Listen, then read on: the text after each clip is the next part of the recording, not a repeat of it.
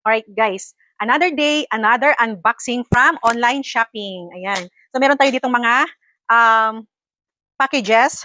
So we have 1, 2, 3, 4, 5, 6, 7, 8, 9, 10. Meron tayong 10 packages. 11 packages. May naiwan na isa. 11 packages. So i-unwrap natin, unboxing. First off is itong ating hindi na napigilan ng anak ko na una nang binuksan. Ayan. Ito ay isang laruan. Yung sticky-sticky na, ito yun siya. Bumili ako ng 10 piraso. Ayan. Nabuksan na yung iba. So, ayan. Merong iba't ibang kulay. Okay. So, next. Oh.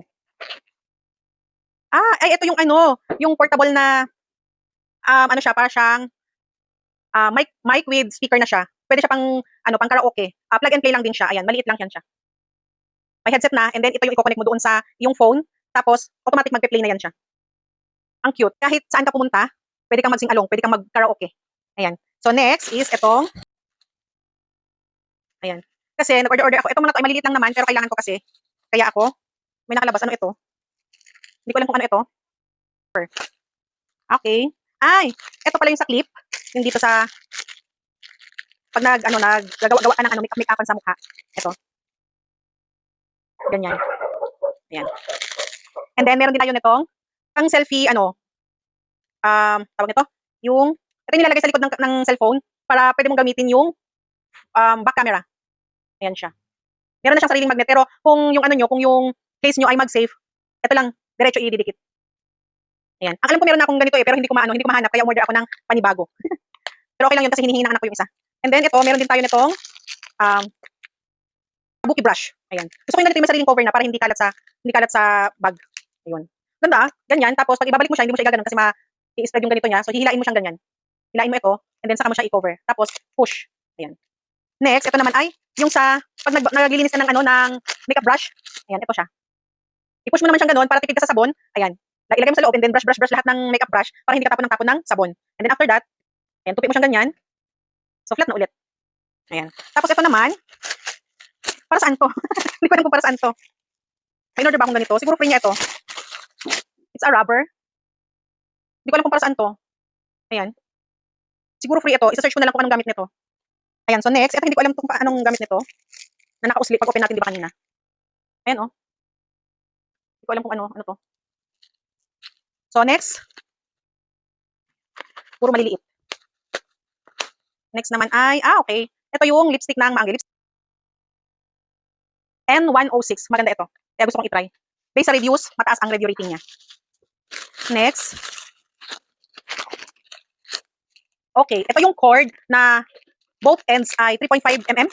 Na, kaya ako order nito kasi meron akong sound card. Gusto kong i-connect sa speaker. Kasi meron akong ganito pero tinatry ko, ayaw gumana. So bumili ako, nag-order ako nito at mukhang mahaba siya.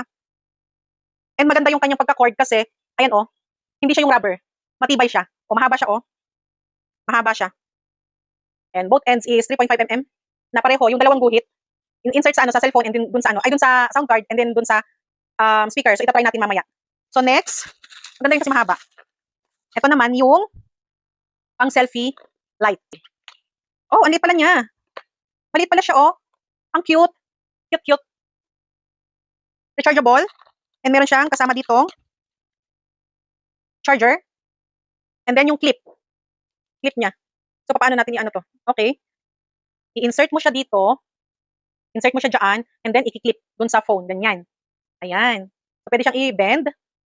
Paikot. Kung kung sa front yung ginagamit mo at gusto mong gamitin sa likod, pwede mong iikot siyang ganito, paharap. O diba? Galing. Kasi naiikot yan siya. Ang cute niya talaga. Akala ko malaki-laki siya. Akala ko ganito, pero sakto lang. I'm happy with accessory, phone accessory. And then next naman, okay, ito naman yung sa cream blush and yung concealer na Maangge brand. Concealer and cream blush, Maangge brand. Ayan. Next naman tayo, Bellcarb brand. Ito yung blush on nila na Bellcarb. So, meron na ako nung shade number 2. So, nagustuhan ko siya, kaya in-order ko yung dalawang shade. Tatlo lang yung shade nila. Number 1, 2, and 3. Ang meron na ako is number 2.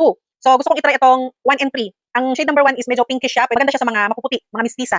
Tapos yung shade number 2, angkop naman siya sa mga morena. And then itong shade number 3 naman, Para, ito yung pinaka-lightest color nila. So, pwede siyang pang-highlight kung saan mo parte ng katawan pakinangin. So, doon mo siya ilalagay. So, ayan, meron na ako yung tatlong shade. Excited akong buksan at i-try. So, next naman, ito. Ano kaya itong maliit na ito?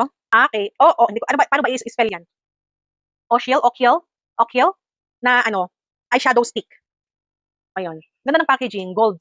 Goldie. Tatry natin. Isa-isahin kong i-film para makita natin yung ganda o yung effect sa atin. So next naman ay ito. I think this is from Hair Choice. Hair Choice na brand. Ayan, daming secured yung product kasi ang daming yung cover and naka-karton pa siya. So ito na. Oh. Ayan, meron tayong tinted sunscreen ng Hair Choice.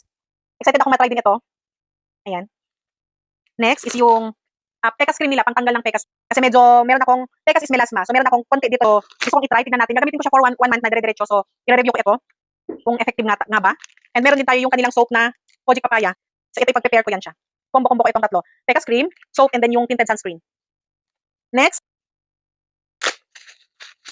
So, this is the, yung phone holder na, na pwede sa car, pwede siya sa rough surface, kasi meron akong mga phone holder na pwede lang siya sa mga super makinis, yung vacuum na phone holder na pwede lang siya sa makinis, kaya bumili ako nito kasi gusto kong matry.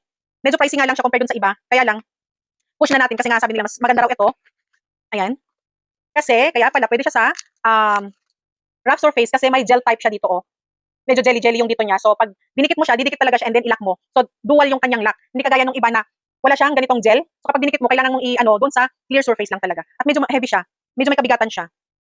Ayan. Look.